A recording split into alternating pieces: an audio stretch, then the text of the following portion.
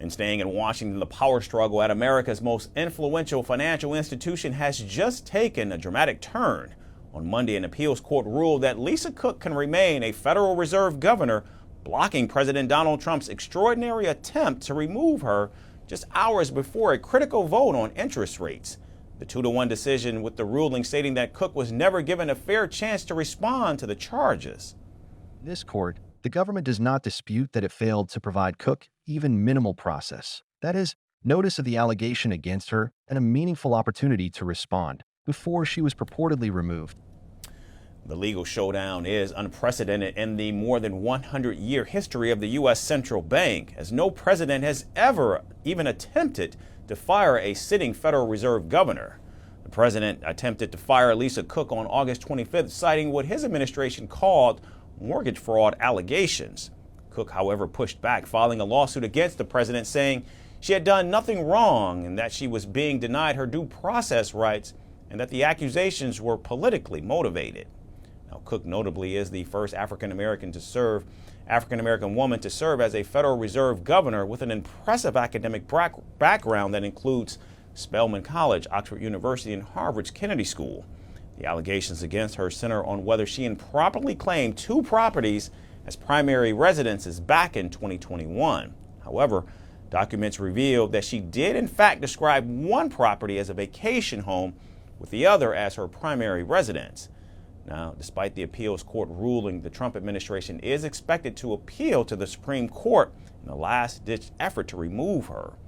Now, this fight comes at a critical moment as the Federal Reserve begins a 2-day meeting Tuesday morning to decide its next move on interest rates. Meanwhile, Senate Republicans have confirmed Trump's nominee Stephen Miron to an open seat on the Fed's board. Miron, who also serves as chair of the White House's Council of Economic Advisors, is expected to keep that job while also serving on the independent Fed. His appointment, however, further deepens concerns about the White House's influence over the central bank. The president nominated me because I have policy views that I suppose that he liked.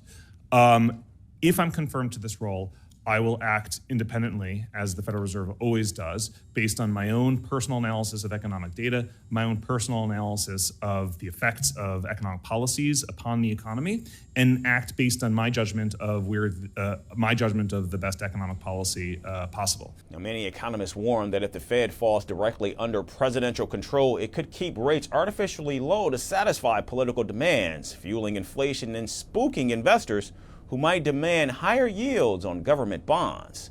Now, this could mean higher long-term borrowing costs for families, businesses, and the government itself. The U.S. Central Bank for decades has functioned as an independent institution, and economists argue that such independence is crucial because it allows the institution to take tough, unpopular decisions like raising interest rates to tame inflation without direct political pressure. But Donald Trump has been pushing aggressively to reshape the Fed board. In fact, Trump has repeatedly attacked Powell, its Fed chair, and other members of the Fed's interest rate setting committee for not cutting the short-term interest rate they control more quickly.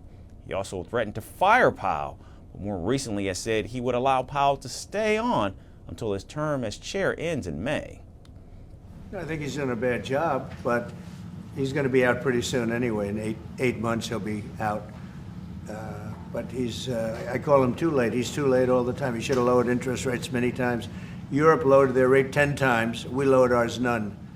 And it's causing a problem for people that want to buy a home. Look, our economy is so strong now, we're blowing through everything. We're setting records. You know that, you see that. And whether it's the Philippines or anyone else, we're setting records at levels that nobody's ever seen before. But you know what? People aren't able to buy a house because this guy is a numbskull. He keeps the rates too high. For now, Lisa Cook remains on the board, but with Trump vowing to take the battle all the way to the Supreme Court, the fight over her seat and the broader question of the Fed's independence is far from over.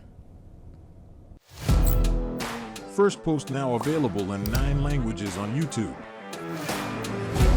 English, $36 trillion. French, Le FMI, comme German, Geschäftsführenden Direktor, Hindi, $30 trillion kakarjo. Indonesian, Pemerintah tanpa pemeriksaan. Italian, Sekali radikali. Japanese, 4 兆ドル以上の Portuguese, por causa do próprio balanço patrimonial. Spanish. Beautiful bill. Go to Settings, click on Audio Track and select the language of your choice. Be the first to know what's happening around you in your first language. Firstpost.